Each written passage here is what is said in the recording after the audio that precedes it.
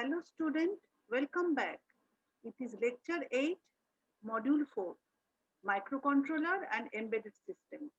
Songita Roy, assistant professor, electronics and communication engineering department, Narula Institute of Technology.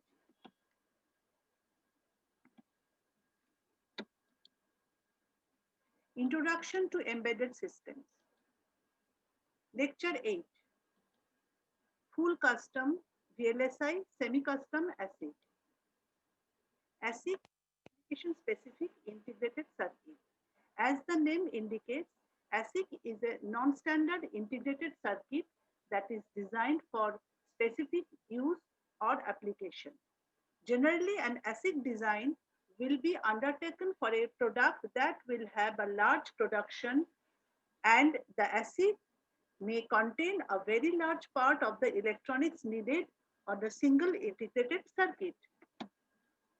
A gate equivalent to NAND gate is equal to A dot B, then complement, or 4 transistor. Now small scale integration, the number of gates is maybe 10 per chip or maximum to 60. And it is in the late 60s, it was prevalent. Medium scale integration, MSI, it is 100 to 1000 gates. It was in late 70s, it was reigning at that time. Now, large scale integration LSI is 1000 to 10,000 gates per chip. It is in 80s. Very large scale integration VLSI, 10,000 to 1 lakh gates per chip. It is in 90s. Ultra large scale integration ULSI, 1 million, 1 mega gates to 10 mega gates per chip. And it is still using. History of technology. Bipolar technology and transistor TTL preceded metal oxide MOS technology because it was difficult to make metal gate in N-channel MOS, NMOS. The introduction of complementary MOS CMOS greatly reduced power. The feature size is smallest shape you can make on a chip, and it is measured in wavelength lambda. Origin of ASIC. The standard parts initially used to design microelectronic systems were gradually replaced with a combination of glue logic, custom ICs, dynamic random access memory DRAM, and static RAM SRAM. The IEEE Custom Integrated Circuit Conference CICC and IEEE International ASIC Conference document the development of ASIC's application specific standard products are a cross between standard part and ASICs. Type of ASICs. ICs are made on a wafer. We discussed earlier. Circuit in the lecture 7. Circuits are built up with successive mask layers. The number of masks used to define the interconnect and other layers is different between full custom ICs and programmable ICs. Full custom ASICs. All mask layers are customized in a full custom ASIC. It only makes sense to design a full custom IC if there are no libraries available. Full custom offers the highest performance and lowest part cost, small die size, with the disadvantages of increased design time, complexity, design expense, and highest risk. Microprocessors were exclusively full custom, but designers are increasingly turning to semi-custom ASIC techniques in this area too. Other examples of full custom ICs or ASICs are requirements for high voltage automobile, analog digital communications, or sensor actuators. Standard cell-based ASICs. So these are the pictures. So it is shown a standard cell area. Fixed, there are number of fixed blocks and the size is in the range of micrometer.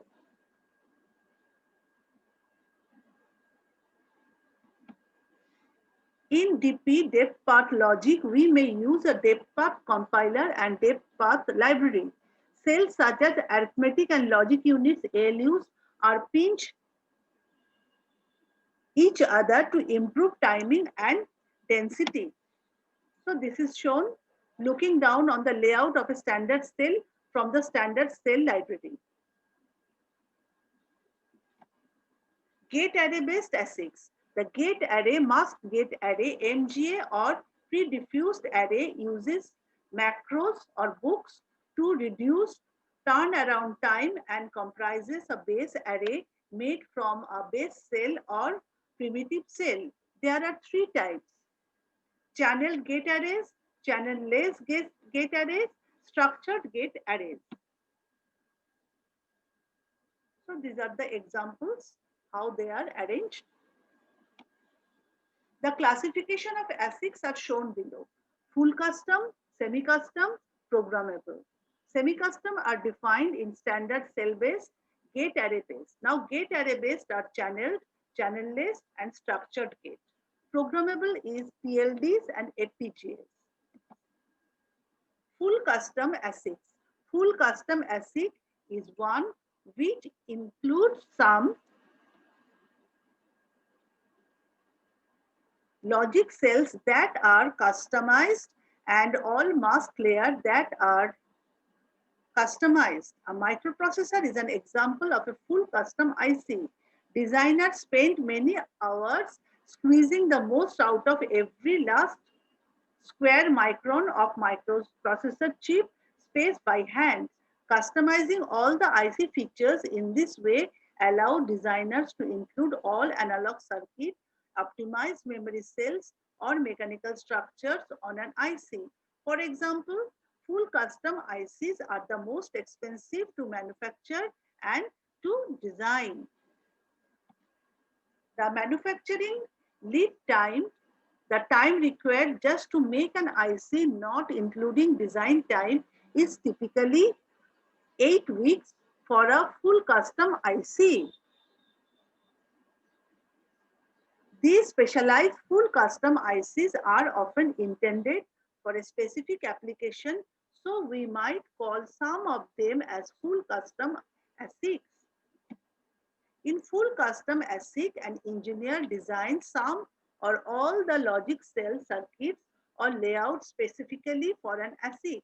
This means the designer avoids using pre-tested and pre-characterized cells for an and part of the design. These might be because existing cell libraries are not fast enough, or the logic cells are not small enough or consume too much power. One has to use full custom design if the ASIC technology is new or so specialized that there are no existing cell libraries, or because the ASIC is so specialized that some circuits must be custom designed. The growing number of this family nowadays is the mixed analog and digital ASIC. Semi-custom ASICs. ASICs for which all of the logic cells are pre-designed and some of the mask layers are customized are called semi-custom ASICs. Using the pre-designed cells from a cell library makes the design much easier. There are two types of semiconductor ASICs: standard cell-based ASICs, gate array-based ASICs. Standard cell-based ASICs.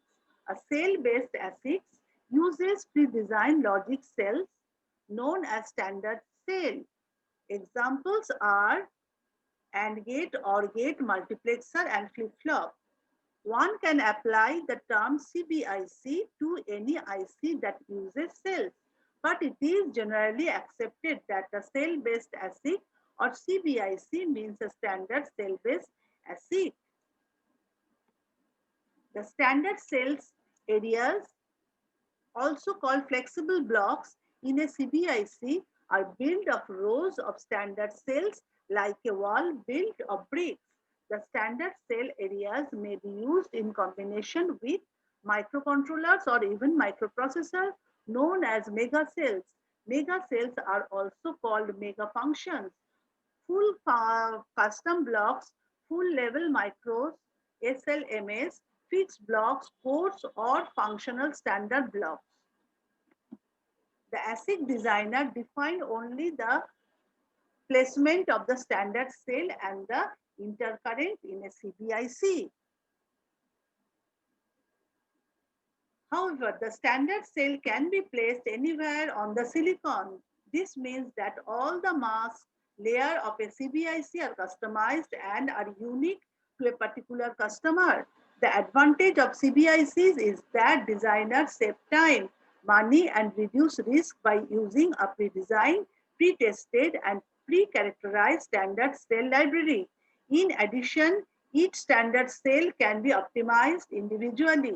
During the design of the cell library, each and every transistor in every standard cell can be chosen to maximize speed or minimize area. The disadvantages are the time or expense of designing or buying the standard cell library and the time needed to fabricate all layers of the ASIC for each new design. Gate array based ASICs. In a gate array or gate array based ASIC, the transistors are predefined on the silicon wafer. The predefined pattern of transistor on a gate array is the base array, and the smallest element that is replicated to make the base array is the base cell, sometimes called a primitive cell.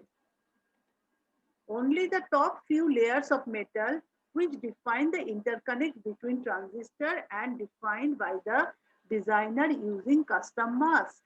To distinguish this type of gate array from other types of gate array, it is often called a mask gate array, MGA. The designer chooses from a gate array library or pre-designed and pre-characterized logic cells. The logic cells in a gate array library are often called macros. The reason for this is that the base cell layout is the same for each logic cell, and only the interconnect inside cells and between cells is customized, which is similar to a software macro. Types of NGA or gate array based ASICs. There are three types of gate array based ASICs: channel gate arrays, channel-less gate arrays, structured gate arrays. Channel gate arrays. The channel gate array was the first to be developed. In a channel gate array, space is left between the rows of the transistor for wiring. A channel gate array is similar to a CBIC. Both use the rows of cells separated by channels used for interconnect. One difference is that the space for interconnect between rows of the cells are fixed in height in a channel gate array, whereas the space between the row of cells may be adjusted in a CBIC. So it is a channel gate array die. It is showing a base cell. Features of NGA. Only the interconnect is customized. The interconnect uses predefined space between rows of the base cells. Manufacturing lead time is between 2 days to 2 weeks. Channel-less gate array. This channel-less gate array architecture is now more widely used. The routing on a channel-less gate array uses rows of used transistors. The key difference between a channel-less gate array and channel gate array is that there are no predefined areas set aside for routing between cells on a channel-less gate array. Instead, we route over the top of the gate array devices. We can do this because we customize the connect layer that defines the connection between metal 1, the first layer of the metal, and the transistors. Features of channel-less gate array. Only the interconnect is customized. The interconnect uses predefined space between rows of base cells. Manufacturing lead time is around 2 days to 2 weeks. When we use area of transistor for routing in a channel-less area, we do not make any contacts to the devices lying underneath. We simply leave the transistor unused. So a channel-less gate array or C of gates SOG array die. So it is showing array of base cells and base cells. The basic difference between a channel-less gate array and channel gate array is that there are no predefined areas set aside for routing between cells on a channel-less gate array. Instead, we route over the top of the gate array devices. It is done like this because we customize the connect layer that defines the connection between metal 1, the first layer of the metal, and the transistors. We use an area of transistor for routing in a channel-less area array. We do not make any contacts of the device underneath. The logic density, the amount of logic that can be implemented in a given silicon area, is higher for channel-less gate arrays than the channel gate arrays. This is usually attributed to the difference in structure between the two types of array. In fact, the difference occurs because the contact mask is customized in a channel-less gate array but is not usually customized in a channel gate array. This leads to denser cells in the channel-less architectures. Customizing the contact layer in a channel-less gate array allows us to increase the density of gate array cells because we can route over the top of the unused contact sites. Structure of gate array. The structure or embedded gate array die showing an embedded block in the upper left corner. Features of structured gate array. Only the interconnect is customized. Custom blocks, some of each design can be embedded. Manufacturing lead time is between 2 days to 2 weeks. An embedded gate array gives the improved area efficiency and increased performance of a CBIC, but with the lower cost and fast turnaround of an MGA. The disadvantage of an embedded gate array is that the embedded function is fixed. For example, if an embedded gate array contains an area set aside for a 32 kilobyte memory, but we can need a 60K bit memory, then we may have to waste half of the embedded memory function. However, this may still be more efficient and cheaper than implementing a 32K bit memory using a macro on a SOG array. So these are the references.